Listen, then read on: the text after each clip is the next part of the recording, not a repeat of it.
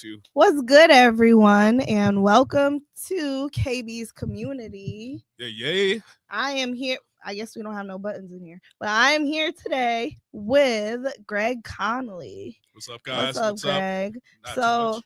this is your second time back. Yeah. But for the people who are not familiar with you, can you tell everyone what it is that you do creatively, and also a little about yourself as just a person in general? So I like to start off by saying I'm a family man. I got 2 beautiful daughters.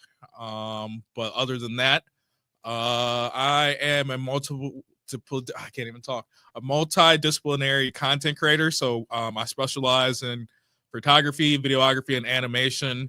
And essentially, I help underrepresented brands and businesses and other things like that, artists, shoot visuals and kind of really get their content out. Because if you've been out in corporate America, when it's underrepresented people or people of color, it's kind of a little harder to get their content out. So I want to be able to be that person or that gateway to kind of help push that. And so that's just what I've been doing and been growing that year by year. So that's awesome. Yeah, appreciate that. So can you tell me about what you have been working on so far this year? So this year, it's basically I told myself at the top of the year I wanted to be more consistent on dropping on social media, and just do bigger projects with bigger artists or bigger brands. So what I've been fortunate enough to work on is I was able to work with Truth the Bull. He's a very talented artist from Atlanta, but I got the opportunity to do some 3D modeling and animation on one of his projects, and I'll have to post it somewhere. But basically, it had a circus, it had 3D elements, it had a whole bunch of dancers and stuff like that. Nice. So I was very proud to be a part of that production. And honestly, that was an alley-oop from a homie I met off of social media as well. So always cool. But with that, and then I at the top of the year I created a Kendrick Lamar game demo based off of his last project, the GNX project. Taking quite some time to crank that whole thing out, but like I said, I was able to crank out a trailer, have a little demo level that I got people to play and stuff, so I got some good feedback on that. So you're actually creating a full game? So I would like to, but as anybody knows how long we've been waiting for Grand Theft Auto 6, 12 years, it's a long process to create a game, even just one level, and being a solo developer, which I am. I don't really have too many people helping me with it. It's taken quite some time. So what I'm trying to do is find a way to maybe get it funded, whether that's a Kickstart or some clever way to fund it so that I have time to actually work on it. Because I got other projects, I'm a small business, so I got client work I got to do. I got family I got to work on. So it definitely gets pressed to the back burner quite often. For sure. Yeah.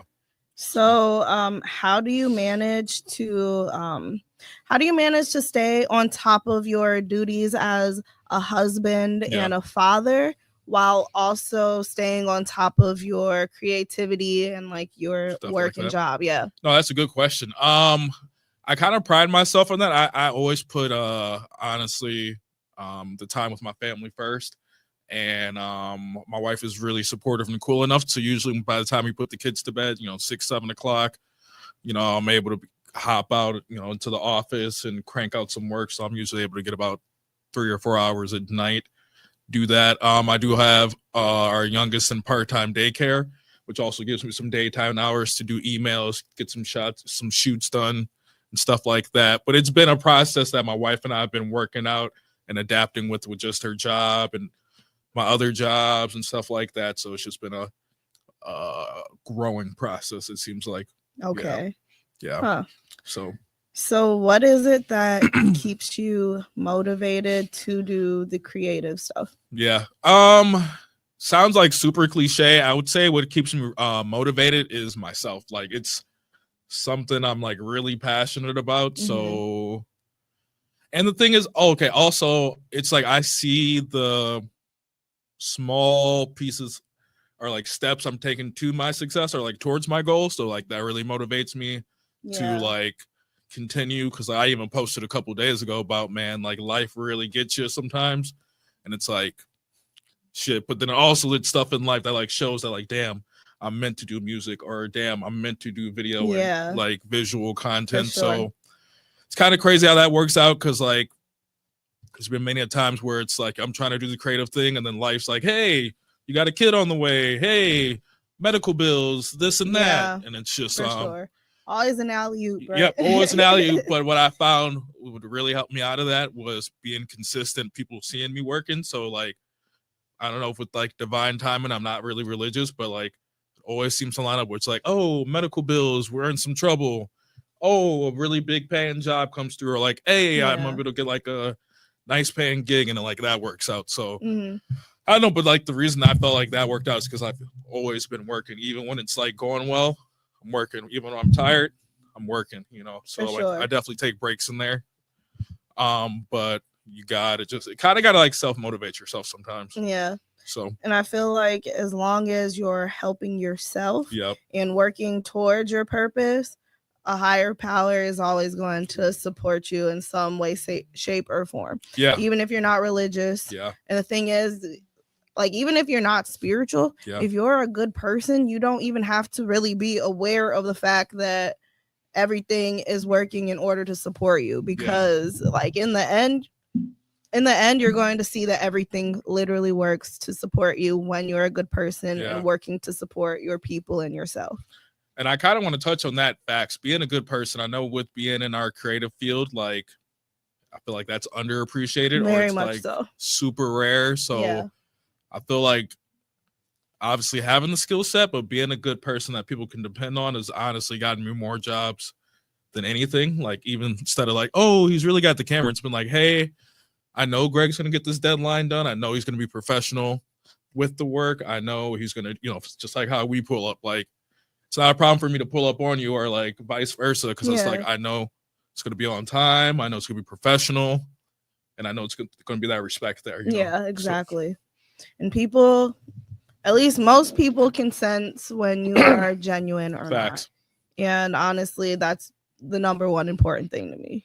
Yeah. And I had somebody say that when I was at the barbershop. They were like, and it was like one of the first times, like, hey, man, I mess with you because you're like a genuine dude. Because like, was people like to say like I might code switch, you know, being in a business area, or like, but it's like I never switch like my morals or my principles, or like how I like talk to people. Like you could be a millionaire janitor, like we talked about last time. I'm going to treat you with the same respect, because to me, for sure, your career doesn't mean anything. Like how you treat people and like all that stuff, I think it matters a lot more than the money. For sure, I 100% agree. Okay, so you said something about code switching, which is interesting because I literally was just thinking about that to myself a couple days ago. Okay, so explain like in what senses and what worlds you feel like you've had to like code switch, or only show certain sides of your personality, or showcase, because we went to the same high school, showcase your Menominee Falls accent versus your I'm with my family, like my extended, my cousins and all that, you know, because for a lot of people, especially a lot of Black people, that is a very real thing. So when I've had to use it, I would say I don't know how I'm gonna frame this in a politically correct way, but predominantly white areas, whether that's school or it seems like a lot of time work, you know, job and stuff. So I think I would code switch then. And then, like you said, it definitely happens when, you know, talk my regular self or normal, you know, when I'm with the family, friends, stuff like that. And also I would say when I was younger, I used to kind of think it was like a negative thing. But kind of being older, it is just a time and a place. And to be honest, it's a survival skill. Yeah. So, but I do feel like it's a positive survival skill. I think it's given me the opportunity to give a different perspective because I'm a person of color, but then also being able to efficiently, in their way, effectively communicate it. Also like helps me go further too. So it's like, I but also being older now, I find myself doing it less and kind of trying to be more in my genuine self. But, you know, I do notice, I feel like opportunities also aren't necessarily there in corporate America if you don't speak the language. Absolutely. And then do you sometimes feel like it's kind of natural, like both are actually you, because that's what I was thinking about the other day. I'm like, I feel like both are me, but the thing is, it's kind of like if you go to a different country and you're gonna use like their lingo a little bit more, right? That's good. Let's say Spain and Puerto Rico don't speak like the same like Spanish, exactly. Yeah. So people kind of discredit the fact that Black people, our culture really has created a way of speaking, to the point where like everybody is using it now on social media and now in real TikTok, life because of social media.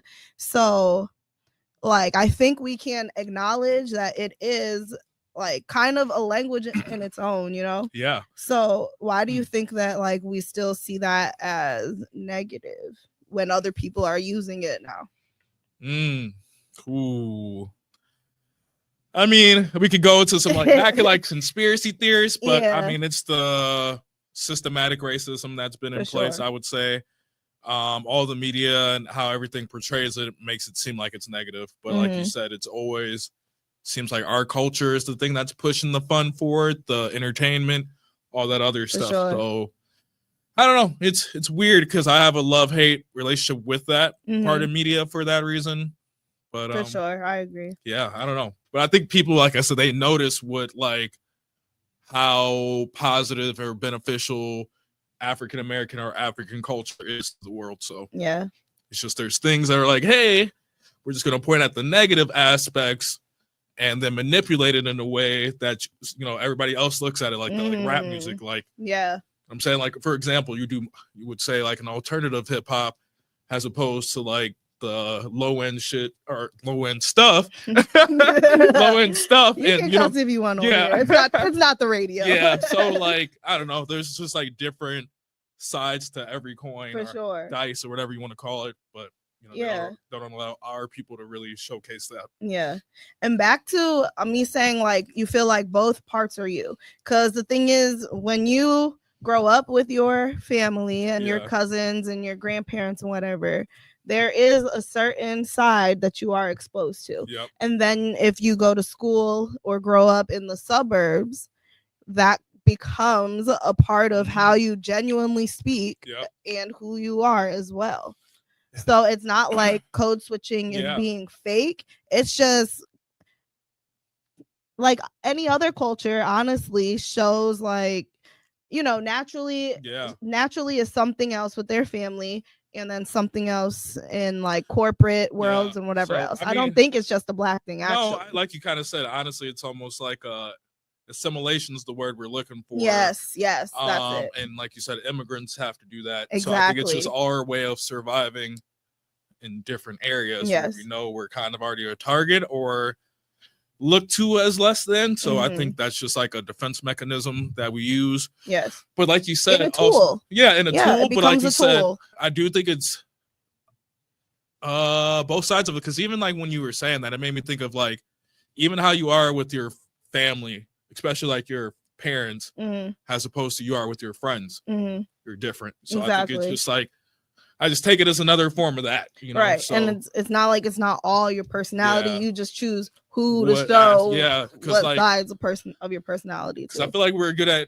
Well, we talked about this last time, but like we're able to do that in high school. Because like I said, I was able to maybe do the anime stuff, more nerdier things. But I would, showcase that a little bit more with those people. Yeah. Maybe talk about sports and do sports things a little bit more with the jocks. Then I was. You were in football too, right? Right? So like, I was able to do that. So it was just like, but like I said, it was all me. Like I watched Dragon Ball Z, played football, I made videos, stuff like just that. Different aspects of your So I think it's just like you said, different aspects. Because like with something you do that you don't think people would think you do. Probably music. Damn near didn't know you did the music. Honestly, music. So, this. So. Especially if you knew me younger. Facts. Like even you and like you knew me in high school, I was kind of quiet. Yeah. That's because I was selective. I've always been selective with like who I show my full personality to. And is that a defense mechanism or like maybe dig a little bit deeper? It could be. Yeah. Honestly. Because you feel like you couldn't be, or like, did you feel like you had to tone down the white side when you were with your family or? Absolutely. Yeah, because I'm gonna tell you something right now. We definitely at one time me and my sister got introduced to somebody's cousin as these are my cousins. They were raised like white people. Damn. Yeah. Damn. So you got the Oreo, got all that. Yeah, all that. Like honestly, I couldn't win. Yeah, because also too, that's okay. We can talk about that being African American kids from the suburb, because I also dealt with that too. I mean, obviously, family. You know, we overcame that, but it was also my family is like a first or second generation of like making it out to like the suburbs. Mine too. Yeah. First. Yep. Okay. First, I think mine were too. And instead of my family being happy, they kind of started to like kind of started to hate on it. It would say little slick remarks, 100%, stuff like that. And honestly, I was like one of the first sentences where I'm like, damn, like people say family's supposed to be this and that. And I kind of I'm like, oh, damn, family's kind of the first example of it. They're your number one haters, I promise. So it's like oftentimes notice stuff like that and whatever. But then I would go to like something in Milwaukee or whatever, and they'd be like, oh yeah, you talk white or this and that. But then it's like I go to the suburbs and they're like, making fun of my lips or like doing other stuff because I'm black. So it's like, you don't fit in anywhere and shit like that. So I also felt like that was a defense mechanism for sure. For me to be I can tell you I felt the same way. Facts, yeah. So it's like, but to me, it like just kind of like broke my heart where you're like, damn, people ain't even happy for the family, bro. I remember it's very alienating. Yeah, it is. So it's like, I feel like wish people kind of would talk about that aspect of the black culture because it's also like so it's not always it's a big part of it. Thug stuff or whatever. It's like. But it's like we can't even accept the success. You can't accept your own first cousins. Facts. You can't accept your own brothers and sisters because of the fact that you're jealous they made it out and you like. And the thing is, they can do nothing but show love and support, but they're always going to find something wrong with you just because of the fact that they're jealous of which is of the way you lived versus how they lived their lives. So like that kind of makes me go back though, because. All that being said, I felt like I still, I'm definitely jaded being older now, but I felt like I felt that, but also that just made me want to, I don't know if I necessarily want to be myself, but just like start to be comfortable with myself. And so like, I think we just had to deal with that. I think with you getting your opportunities and all these other things, like with the ability to be able to adapt or code switch, as people would say, I mean, do you think you would have got there without having to face that adversity or like some stuff like that? It's same. And like, I was thinking about that a couple of days where I'm like, me dealing with that just made me comfortable in myself, knew what I added value with and just other stuff like that, where now being 32, I think I'm kind of cool. Like if you don't mess with me, you don't mess with me. Yeah, exactly. If you do, you do. Yes. But like I said, I think people can tell when you're a good person. Either they try to leech off of it or they do alley-oop with the opportunity. That part, yes. So it's like 100%. So then like what are ways do you see people nowadays kind of try to leech off positive energy, especially with like your new gig at the radio? So here's the thing. Not even just like the radio thing, but I can say I have seen a lot more of that too now. And positive or just like little of both. But I can tell you I got the radio gig because of a guest from the podcast. Nice. I don't know if you've heard of Cartier Chris. Yeah. So he was a guest and like I guess he just saw it in me and he had me as a guest on his radio show and then introduced me to the owner and just from there. So yeah, there are definitely some genuine people and there are, to be honest, more leeches. Yeah. Which is why it makes it hard to let anybody close enough for you to tell the difference at some point. Yeah, that's facts. Because also I feel like even with just the creative field we're in, and especially the area, it's like you hear about people getting finessed or for sure. I got scammed. So, and by a big name I got scammed. I'll say it right now. I got scammed. Yeah. And like to be honest, that was embarrassing to admit. Yeah. Because to be like in my head, something didn't seem right. Yep. But in my heart, it was, why would this this person from this older generation who is managing like these more popular artists. Like, why would he pretend to be so supportive? And like, you know, and the thing is, I knew him for like a year, maybe a little less. I would say about a year. Yeah. And so you just don't expect it. And then he decided to argue with me. Yeah. A couple of months ago, actually. Well, like, didn't like a month or two ago. Nothing, right? I don't. The thing is, I have receipts. I posted the receipts. Yeah. But here's what's crazy is I'm not like that at all. But to be honest, my protective instinct came out. Yeah. Like, not just for myself, but for the fact that you are literally out here scamming these like unsuspecting people who just have a dream and are trying to make it and think you're somebody who can help them because of the fact that you're like convincing them and stealing their money. Maya P was still in high school when he started managing her. She was like 17. Damn. Yeah. Really? Yana was what, 19. Yeah. So he was just taking advantage of these people. Very young. And to see him pop back up on somebody's music podcast, it really pissed me off. And like, it was accountability for that.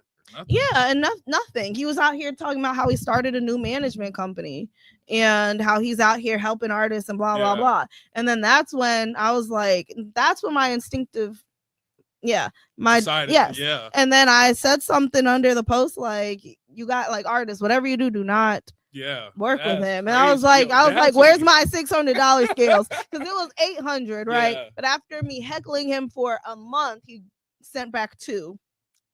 And still never the 6. The rest, and that was literally right. I could tell he was getting desperate, and then literally 2 or 3 days later was when Maya P called him out for forgetting her. So I'm like, maybe he was stealing from me and other artists to pay her so she would be quiet, which is what it seems like. But to come back out and argue with me, he was calling me a clout chaser and anything I'm doing. Nobody listens to me unless it's about him. And like, and how he like made my career. Nigga, I met you when I already started everything I was doing and made all of my own connections. Like, literally, who are you? Yeah, no, but that's crazy that like, it's just like, because I've noticed it's kind of interesting that like happened to you, because also then I see like the distrust on the videographer side. So it's like anytime I try to do business with an artist, bro, the amount of distrust, or even like I had it one time where it's like, you know how I run a business, like I got contracts, I got all the stuff as you need to have. And like people get so scared when I like be like, hey man, like I'm down to do the shoot, just gotta sign this contract, et cetera, et cetera. Motherfuckers like, oh bro, I'm like, bro, you're not signing a 360 deal or nothing. Signing your life away. I'm like, chill. So it's just like interesting that like that happened, but then it's like the audacity of him to circle back and like try to do it again. That part. But guess what? He's been circling back for at least 5 years is what I've heard. 5 to 10 years. Like, but doing it first, it was as an artist, then as a promoter, and then as a manager. But he was coming back during different waves and with different like generations. So the thing is, once somebody forgets, but the thing is, we're not finna let you forget now because we have the internet and we use it. Like, but the thing is, even after that, I've seen somebody commented on his stuff like, we know, like these people are just hating on you, Unc, and like you're just, know. I'm just like, go ahead and keep sucking people's dick if you want. Yeah, but he'll be the first one. You'll be next. Too. Exactly. So it's you'll be next. So it's like, how do you?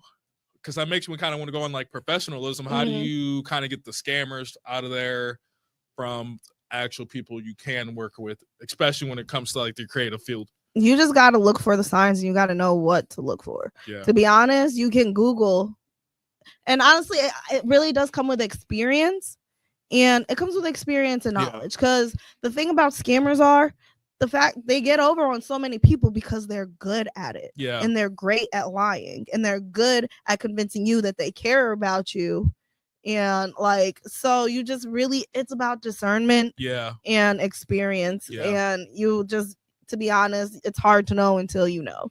And so it's really that decision. Are you going to trust this person or not? But always look for red flags and signs first. Yeah. And the thing is, I saw the red flags, but like I said, my heart was stronger than my head. Yeah. And I wanted to trust him. So I decided to. And that was a downfall. That's the worst, ain't it? Yeah, exactly. Like, you know, that gut feeling. Like it didn't sound right to me. It didn't seem right. Yeah. And it sounded real scammy. Yeah. But because of who he was and because the level of trust that he literally worked to instill in me. Yeah. Damn. Yeah. It's kind of scary. Yeah. It's not kind of scary. It's very scary. So then I guess being already kind of having to go through the treacherous just like journey that is an independent artist, like do you think you'll ever like try to actually get a manager? Do you think you're gonna do like label stuff? I have one. Oh, okay. So yeah, but it was also when me and my manager had a disconnect. Was really when he kind of snuck in there. Of course, because he damn near. Yep. So damn, they really like yeah, and like so with the manager that I'm with, while we had a little rift or whatever, the thing is, I still could tell that he was still a good person and someone who you could trust and who wasn't going to get over on you. And that's kind of the difference. And also somebody who has the ambition for it, even if he's not like, if they're not exactly like where they want to be. Yeah. And that's the thing about growing a team together as well. Facts. So, like, to be honest, none of us are exactly where we want to be. Nope. So the thing is, we all have different talents, different skills that we can bring together in order to make it work and in order to get there. You know, it just sucks because, like you said, then it's like you got the weeding people out. The weeding people out. It sucks. It's like you said, like a lot of us are working other jobs. So the fact that, you know, you're compiling $500 for a music video or, you know, $800 for, I don't know what he was about to do, but like basically, I don't know, man, to me, that just is really crappy. Yeah. But then also, and it's like, you know, artists at this stage are struggling. So why are you doing that? Come on. Facts.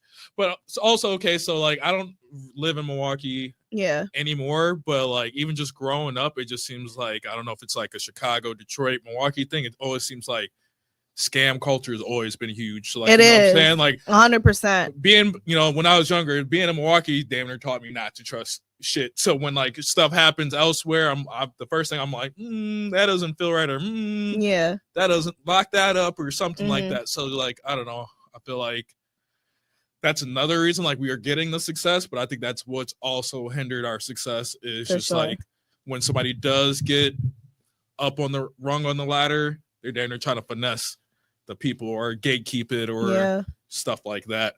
And then also I think the lack of professionalism sometimes also kind of kills us, because I feel like tell me about it. Yeah, they kind of have to recognize like it's a time and a place to act a certain way.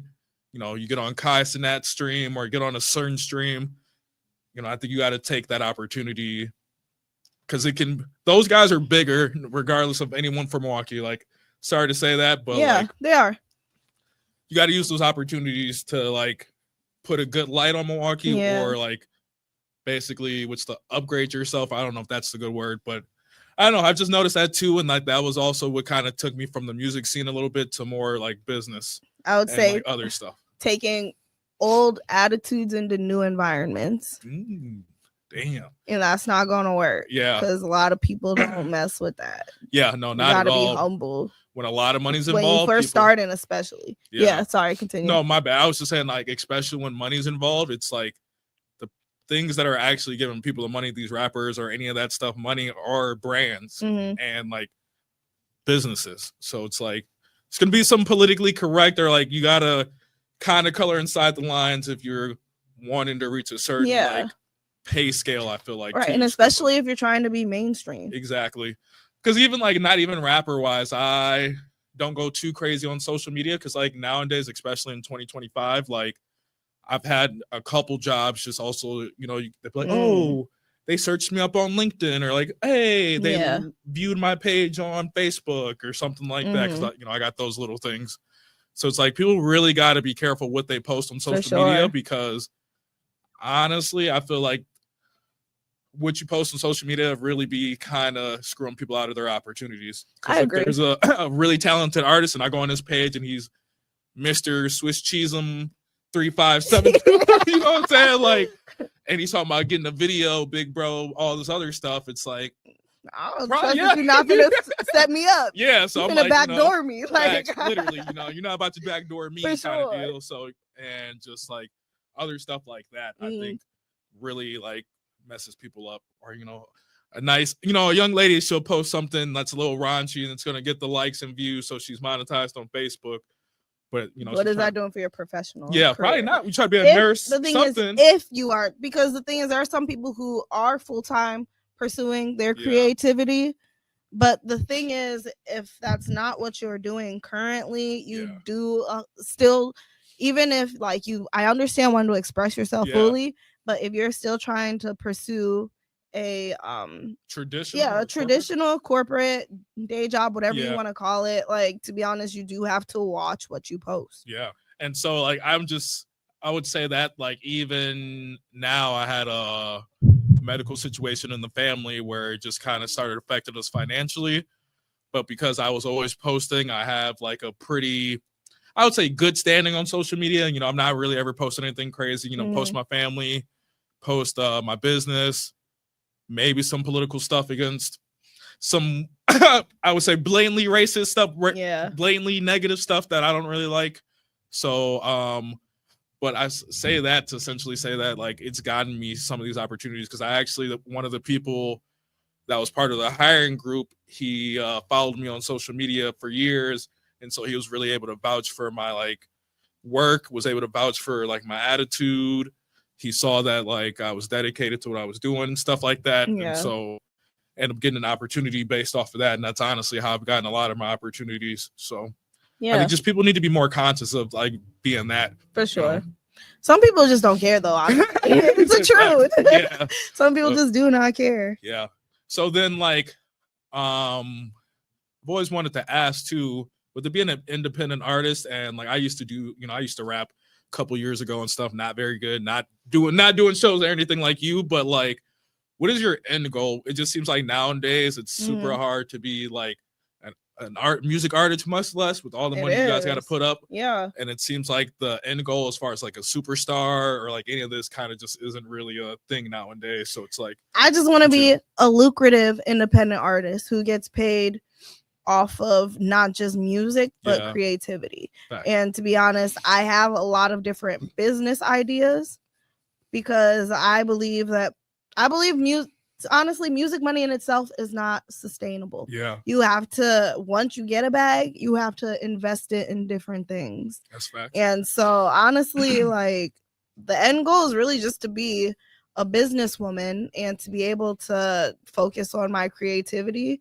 And I kind of want to be like Rihanna, where I make music when I want to, and still have like all this other stuff going for me, I feel that, because I feel like I kind of have that's like what I want. It's like I don't necessarily want to be like the most famous videographer or like business owner or anything, but like, so I want it to be lucrative enough for me to be able to spend time with my family, create some cool shit, live comfortably.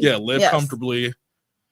But like you said, then also have the freedom to do what I want to, because also like I've worked videography in a career. I've done it, hobby, freelance and stuff like that. And there's been a lot of times I maybe have to work on stuff I don't necessarily love. So being able to, step back and be able to do that and be more selective, where I'm like, nope, I want to do this project. Or like, oh, George Lucas hit me up to work on the next Star Wars. Like, that's something I've been wanting to do. That's a dream. Like I want to work on that, as opposed to being like, no disrespect, but like little Ray hit me up for a music video about the same, drill shit that we always hear about. It's like, little less likely to have to take something like that. I feel you. So you basically you want to be able to afford to work with people whose art and music you're passionate about. Exactly. Yes, and not just anybody or anything that comes your way. And I've even had to do, I'm not, like you said, we're not anywhere where we want to be now. But I think even me being more selective in that in the last few years have also helped me too. Because instead of like, obviously the quality and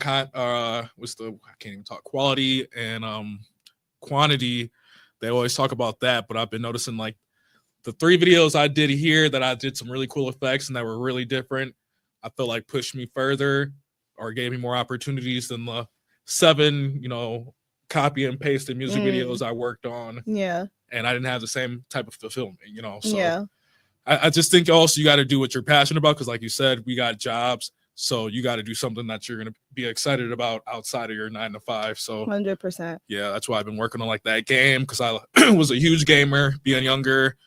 Wiz Khalifa, I did a Wiz Khalifa animation because like I just remember him in high school. It's just really nostalgic for me. Yes. And when he said Cushion OJ2 was dropping, I'm like, I remember the first one being getting in my car, riding around with the friends, not having any worries and stuff like that. So I just been trying to do stuff that really speaks to me, because it's like it takes 2 to 3 months for me to make an animation, or like I'm being getting a lot quicker than that, but it takes some time. So it's like, and when the kids are just not sleeping and it's 11 o'clock, I'm like, bro, this is gonna be so fire.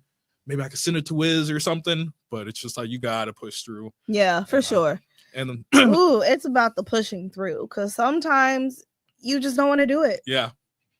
And that's true, because I've been having to get a lot better at that too. In my 20s, I would say I was always trying to like, push through, because the sooner I knock this stuff out, the sooner the success is going to come. And then you don't realize you burn yourself out quicker that way. So being 100%. 30 now, I've been really like, my neck hurts a little bit or something, or like my wrist hurts, maybe not tonight or whatever, or like, the kids are being not really sleeping well.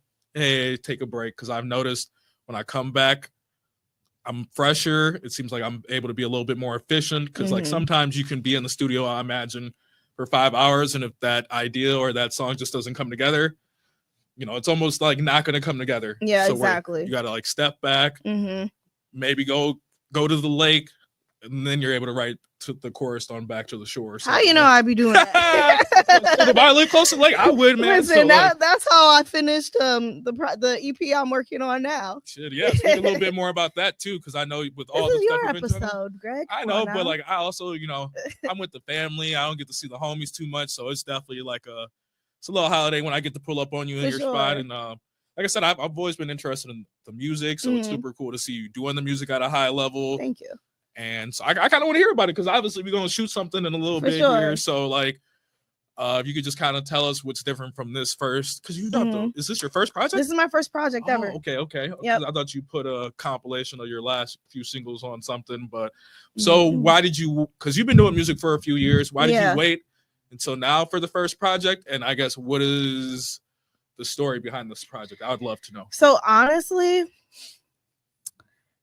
before, when I very, very, very first started writing and like recording, I was not at all like in the scene. I wasn't networking. I just wanted to make music. Okay. So there was that, but then at some point, like I just kind of I was interested to see what the scene was all about, and would go to like shows occasionally, just started meeting people. And then I don't know, from there, like I just kind of, people started getting familiar with me. And another, like, so yeah, to be honest, I wanted to do my networking first. I wanted to build my name and build my brand. And the thing is, people mess with you on a personal level before they mess with whatever your product is. So it's about making your impression first. And well, for me, at least it was. And then, secondly, I just didn't think that musically, I didn't think my sound was ready for like a full project. But now I feel like I've really come into myself. I've come into my own sound. I feel like I've like gotten better when it comes to like cadences and putting emotion into my music, and not just saying the words that I wrote. And when I wrote the words, it was emotional. But then like when I was new into the studio, it's like I wanted to do everything sonically perfect. And then I would be really hard on myself when I couldn't. But then I realized it's just about getting better and also adding your personal character to it. And you don't have to be the best singer in the world if you can make it sound good. Like you can make something sound good and not be a great singer. You just have to find your sound, you have to find your bag, and you have to make it unique.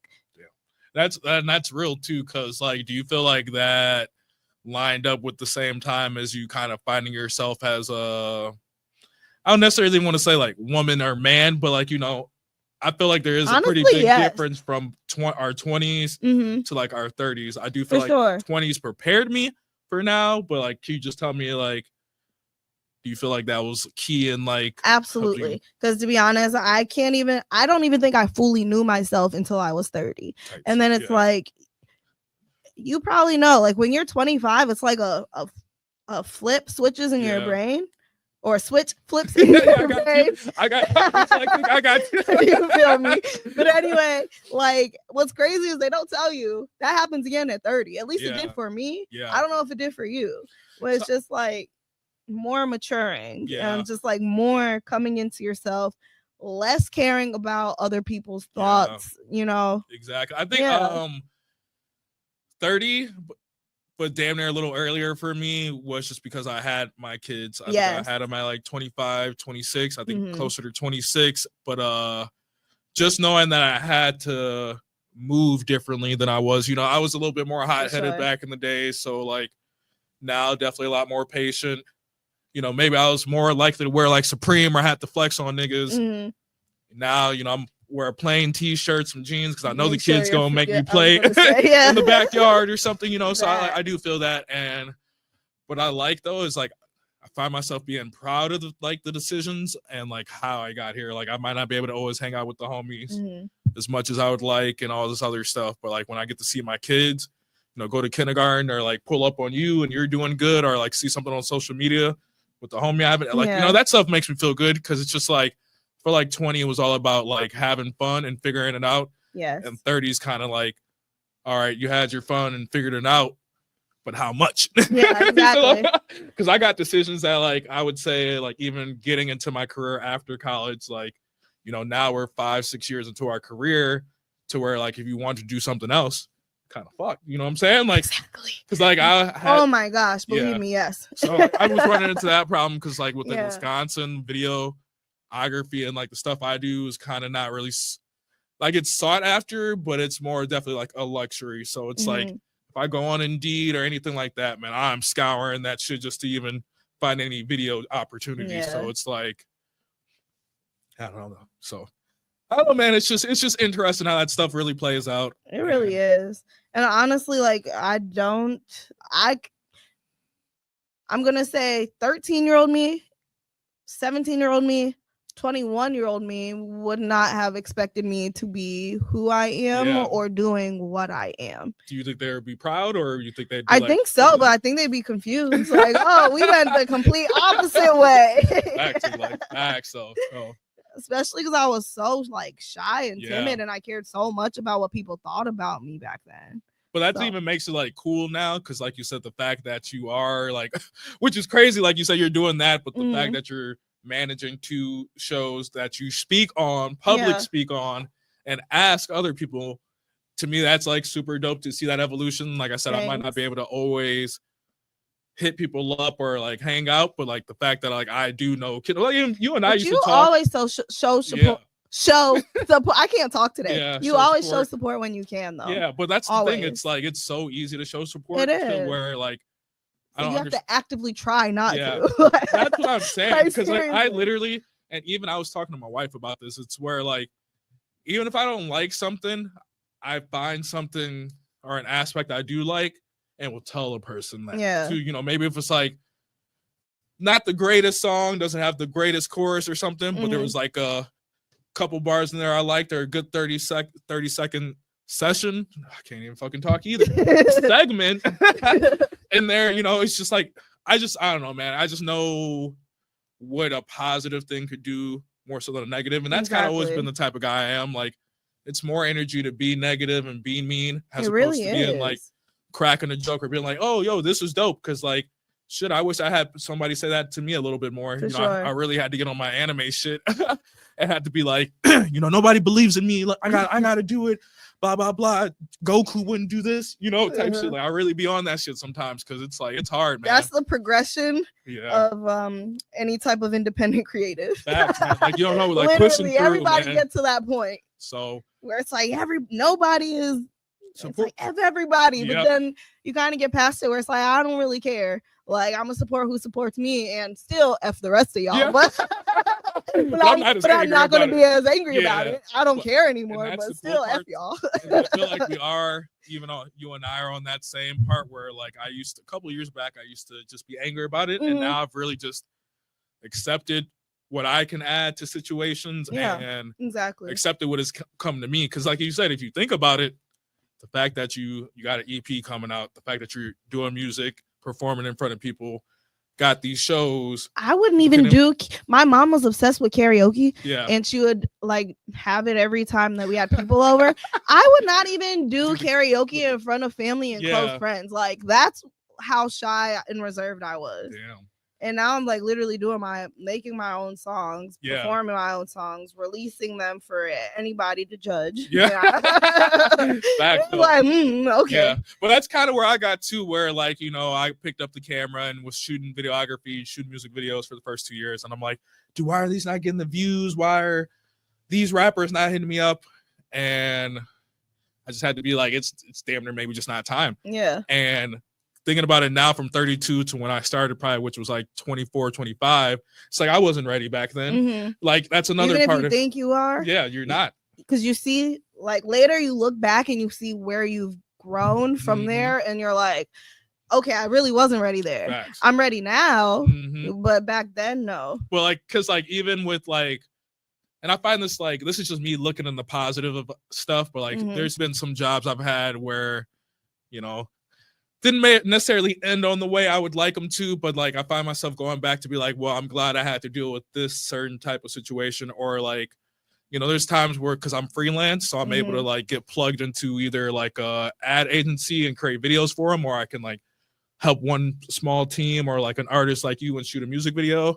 But what I like about the job experience I had previously is that like I know how to do that. I've been in those environments to where it's like I get thrown into a fire necessarily. You know, I kind of know how to navigate it. It's not as like scary, stuff like that. So it's just kind of all interesting how like stuff you do in your past and just what you thought was, you know, 2025 was going to be like, it definitely hasn't panned out like how I thought it either. So it's just really interesting. But the thing is, you still see as much as you see like where things aren't where you wanted them to be. Yeah. You see where you have received like jobs, blessings, or whatever that you didn't even expect to get, and like, you know, things that you didn't even think you would be doing. Yeah. So.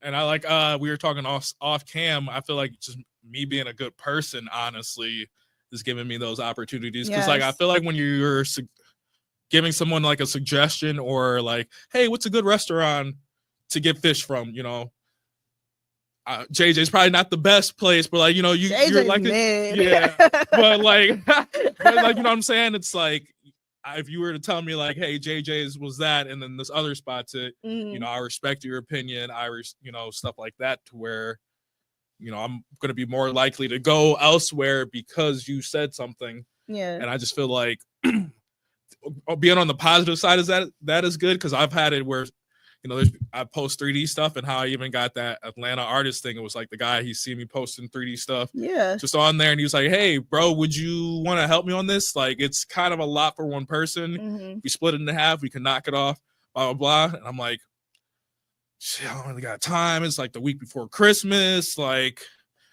no. But then part of me was like, if I can knock this out, it'd be a good look for me, it'd be a good just thing I can showcase for myself, but like for them. So it's just like, sometimes you just gotta also like apply this shit, or just like do shit that you don't even think you're qualified for. Because like, how did you even get the opportunity for this radio, like the first one? I know you got a couple. Do you know how? No. Because I'm gonna tell you right now. For somebody that didn't talk, like how you did, because to be honest, your way onto I went through so many injustices. That. Well, actually, no. But even before that, I really wanted a podcast. I just wanted one. To be honest, I think I manifested this. Facts. Like, I 100% did, because I was meeting a friend. It was my first time ever at Sherman Phoenix. I was meeting a friend for a drink, and then she wasn't here on time, and so I was just wandering around, and then the security guard gave me a tour. RIP to him. He passed in a in a car crash, unfortunately. Damn. But no, he was just giving me a tour. Yeah. R.I.P. Dre. But yeah, and he introduced me to Tone because I was like, whoa, what is this? A podcast? Yeah. And I looked in both and I met Tone and he liked my energy. Yeah. You could tell that I had a story to tell just from our first sit down. And honestly, I was going to make it more about personal experiences. Yeah. But then I didn't want it to just be about me. So like it evolved into me like wanting to hear other people's stories as well, you know? Wow, that's super cool how like the universe delivered it. But that's what like it was weird is I was seeing the word Phoenix everywhere for a couple months and then I go into the Sherman Phoenix, met this guy and right away. Well, that's crazy because like any other security guard would have tossed you out. So like it's crazy how you first of all saw Phoenix, manifested it, and then like how it happened because like it's just like. But like what even caused it, like you said, with you just being a positive person and a genuine person, they felt that energy. And I don't know, man. I feel like the universe energy speaks for itself. I'm telling you. And yes, when you're a good person, and when I tell you I went through hell, and it was literally like a month or two after I lost. Okay, I'm gonna tell you right now, I lost a job as a Montessori school teacher because the only Black kid in my class, an 18-month-old when he first started, 18 months to 2 when I knew him, was being bullied by the lead teacher. And she was super racist. And what's odd is they literally just started hiring Black people that year. And they threw me and 2 other Black women in a room with this super racist woman who was mistreating the only Black kid in our class. And then like at some point, and she was treating us like slaves. Like all the physical work she wanted us to do, she wouldn't let us do lesson plans and all that. She wouldn't let us really input our ideas. But and then she just like started snitching on me for false things. Then they literally had people watching me, lying on me. And I went on vacation to LA. I came back. I worked a day and a half. I was called into the office. And they told me that I didn't fill out a slip to be gone and nobody knew I was going. And it was all lies. And what's crazy is they were aside from bullying the only fully Black kid in our class, we had an autistic child who was half Black and half white. And she would purposely separate him. She would she was just nasty. Like she literally purposely got him kicked out. And when he would do things like flipping the light switch and you know how kids with autism, they just like to be stimulated. They like stimulation and they do things, they are stimulated differently. And she was like, 2 more weeks. I can't wait. I'm just like, you are sick. Like a sick individual. Well, see, that's the thing. I got fired for nobody knowing I was going when I put slips exactly where they went and they disappeared. So it was bad. So I went through that, and there's one friend who I literally was one of her child's first teachers. And she was white and she worked in the classroom next to mine. And then when they started doing weird stuff to me, they switched me to that classroom when they wanted to start like, trying to get you up out of there. Sounds like. And like she saw what was going on. And to this day we're friends. I just went to her child's 4th birthday party. Because she was real. And most of the other, I can't even say half, 98% of everybody else in that school stood for whatever and let whatever happen.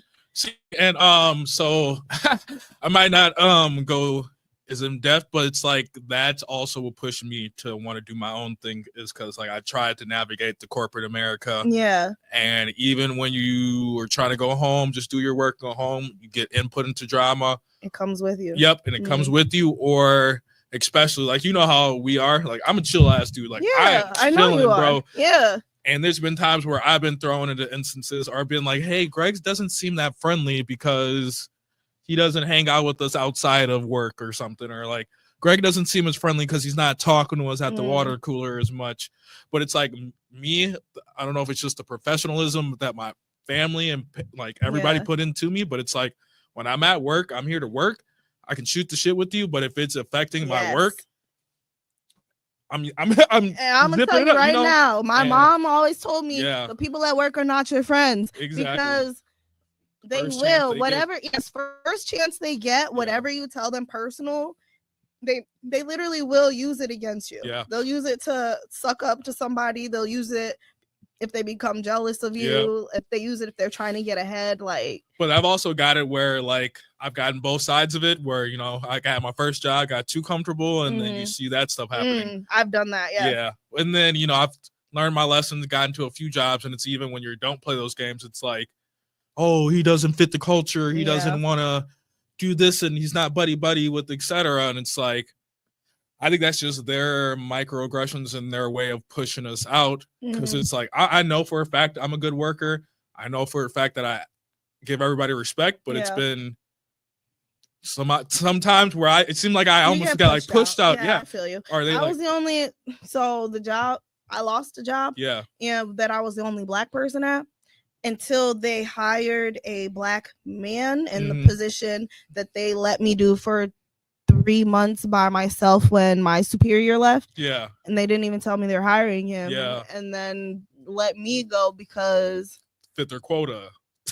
It's kind of at this point, that's kind of what I feel like, because there was literally not a single other person of color. Yeah.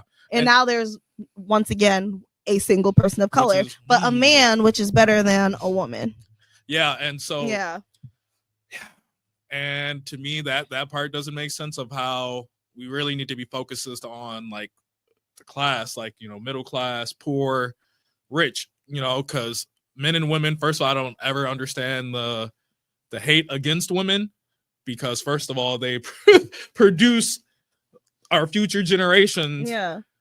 They literally, I mean, this is connected to pregnancy, but just like the 9 months they have to deal with, it's like, I don't want to hear any guy complain. Like the stuff my wife had to go through for both of our kids, bro. That's why I was like, honey, let me get that. Let me do that. Sit down. You need a back rub. Because it's like, guys really get off easy, all said and done. We couldn't deal with half that pain, half the stress. And so it's just like, I don't understand why they're like, oh, women get paid less. Why? Unless there's no, even if it was like both, if you were a construction worker, both, like, why? There's no reason. Because gender norms before the 80s, 70s, whatever you want to call it. So, and then it's like, also they live on. That kind of makes me go with like the race thing. But you know how like always when you're applying for a job and they're like, hey, reasonable accommodations, or like, hey, fill out this and tell us what race and stuff. We're just using it. It just always, I hate that, to be honest. And it always just kind of seems like, first of all, they don't ever reasonably accommodate you. Because I've had a couple people that had disabilities and had some other stuff, and they're always like, hey, we will. And then it's like, hey, but we're going to let you go because blah, blah, blah. I've seen that too. Yeah, so I've seen a lot of that. But then it's just like, I don't even know. I was going to go in. It's just like, it doesn't have to be like that. And I feel like they push us out of corporate America. And so like, it's clearly on purpose. And then it's clearly systemic. Yeah.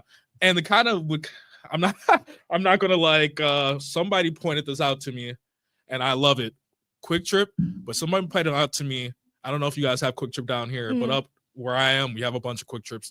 They brought to my attention that like Quick Trip doesn't really hire people of color. Like I was like, damn, you're actually right. Yeah. Facts. I was like, yeah. You're right. That's what I think about. Yeah, so that blew my mind. And I'm like, and I've been to quite a bit KTs, and that makes me like, I have too. Yeah, and that makes me think where it's like, they obviously don't do it like straight up, but it's like, to be fair, in certain parts of Wisconsin, there aren't many but there of us. Is. But if it's anything, then shouldn't you have a better representation? It still doesn't mean you got how many employees in a KT. That's fair. Probably 20 people in there working the late shifts, whatever. Yeah. The fact that there's not and even to be honest, I've walked into something that felt straight up racist. Yeah. Well, that kind of just even makes me think, because it's like, I don't know if this has ever happened to you. And like, shout out to all the jobs I have got opportunities, but like I've also felt like sometimes like I get the first interview, resume looks good. Yes. Able to effectively communicate what my resume does and like how it adds value to that job. And then when they get to that second interview where it's like an in-person or like a video call, it quickly seems like that deteriorates and it kind of doesn't happen. 100%. So I wish that was unfortunately not the case, but I guess that made me just want to speak up on that. Keep getting my education, building my resume, which I was always taught, and just to kind of be genuine in myself and appreciate the opportunities that do come my way, because that's the people I want to work for, as opposed to somebody else. What's interesting is I've been reached out to saying you have a very promising resume, and then that video call or that in person, and then all of a sudden you're not a candidate anymore. It's like, I've been there. And honestly, I feel like my hair now, I did not have natural hair forever, and I didn't have locks forever. Like, to be honest, I do see a little bit of a difference in how I'm treated in certain areas. Or like better or worse? Worse, for sure. Really? Or in different areas, or different, like, I guess, interviews and things. There has been a difference. Even like, I would say, even being pulled over in the suburbs, I've seen a difference in how I've been treated a little bit. But like recently, not so much. I don't know if that's because of the fact that I now like live in the city itself, and so it's not uncommon. I actually get a lot more compliments now. Nice. So it's shifting a little bit, but there's still people who will look at you sideways just because you emanate too much blackness. Like, well, I guess that also, because I was thinking about this too, where it's like, that's why like the hate on social media, or like, I don't get a lot of it or anything, but it's always people saying something slick. It's like that stuff doesn't affect me much, because like if you've ever were African American, to have somebody hate you for nothing other than your color, it's like, you mad at me for nothing, like, what is that going to be to me? Honestly, it's like, that's more they're energy. Probably taking 10 years off their life, having hatred every time they look at a black person. Like, it's like, and I'm over don't here. Don't that get exhausting? So it's like, I know it's exhausting. You can see it on your face type shit. So, like, you just look angry. So like, I don't know, but I think that being said, with you having your opportunities, I get opportunities. I think there is room for genuine, positive people. Yes.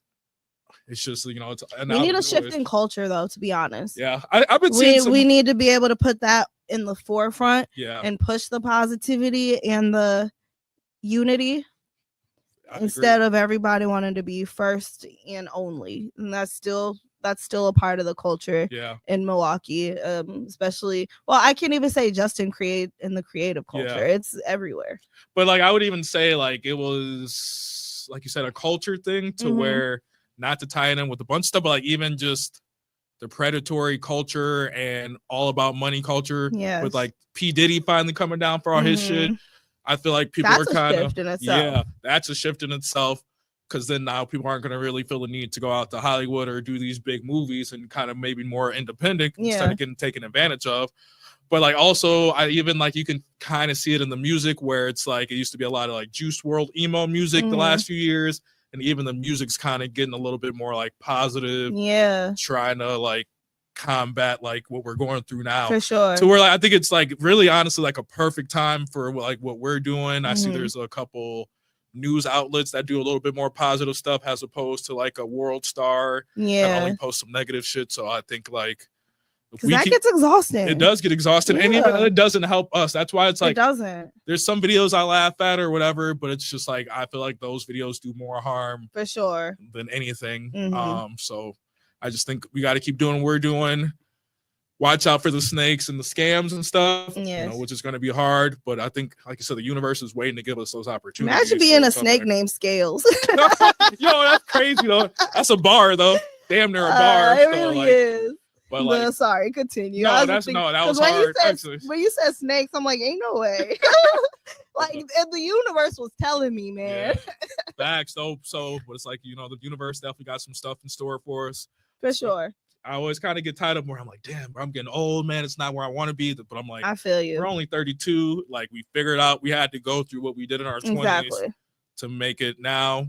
And I mean, I'm up here with the homie from high school that barely talk. That barely talk. And shit, up to talking an hour plus, you know. For sure. About to go shoot some content. And like you said, we're slowly carving out our lives to where like maybe 5 years from now, you know, you don't have to go to a job or like, you know, and we're just doing this all the time. And I feel like now is also the time when we start making our genuine connections, our genuine friends, our genuine like work, but people that we want to work with continuously. Facts. Because of the fact that we're discerning and we're also at an age where we know ourselves, and you can tell when other people know themselves. Facts. You know, and then you lock in with the real ones. You know. So I'm excited. Like I said, me too. Go shoot this content because I know my baby girl is probably giving my wife a hard time. Yeah. So let's wrap it up. Yes, then, sir. Greg. But like I said, I'm always happy to come through. I'm excited to hear that EP. Maybe I could get a sneak peek. You know, sure. Might have to leak something. Shoot, I might let you hear it today. Yeah, type shit. But all right. Appreciate it, Kendall. Thank you. Yeah, no also, Greg, anytime you want to come back, you know you're always welcome. Ooh, I might have to. We can lock in for a radio show too if you want. So definitely. Okay. All right, for sure. I'd love to do that. Like I said, I'm always working on some stuff, so I'll send it your way and we can get something figured out. Perfect. Greg Connelly, everybody. Thanks for being here, Greg. Appreciate it, and guys. Thank you all for watching. We'll talk to you next time on KB's Kommunity. Facts, you got too many shows. Get her a TV network for real. We'll take a picture. I'm gonna be basic. Cool. I hope he cuts the end. What part at the with the scales? No, and I said I have to go to the bathroom. That's it. You did snap with the scales though. He's like, I think I put that on social media too. Scales the snake looking ass. Type shit. Make sure you send me the pictures. Yes, sir. I also have this if you want to use it. Yeah. I was like, we can just do. I think sometimes it's just too much work. I know. That's why I was like, like it is. Oh shit.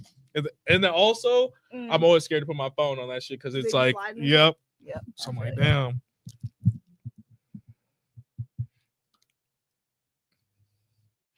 I think we good. Cool. Yeah. Shoot, I gotta pee. Facts, I feel you, man. I damn near gotta pee too. But you need that. Get that key back. But you only have the men's key. Oh you have the woman's key, but it's missing. Damn. Do you need this stuff? I don't know if it works. No, I mean you could go damn near go to the men's real quick. Oh, you're right. Actually. Type shit. Everybody go here and talking about the men's. Well, no, I thought you were able to touch on some shit. Yeah, for sure. It really went all over the place. I know. Like it. But it was all over the place. But there was a stream of consciousness. Yeah. No, facts. And also, I felt like really all over the place. I felt like with being like in the middle class black, bro, I feel like that never really gets talked about. For sure. So I'm like, bro, I remember my cousins coming to that shit talking shit. They were talking shit about Issa Rae recently for freaking producing a movie about girls in the hood. Like, you think she'd never been to the hood before? You think she never went to her cousin's house and spent weeks at a time there? Like, bro, I'm black. Like, well, I mean, some of us, but usually. Yeah, but like I said, the white people in it.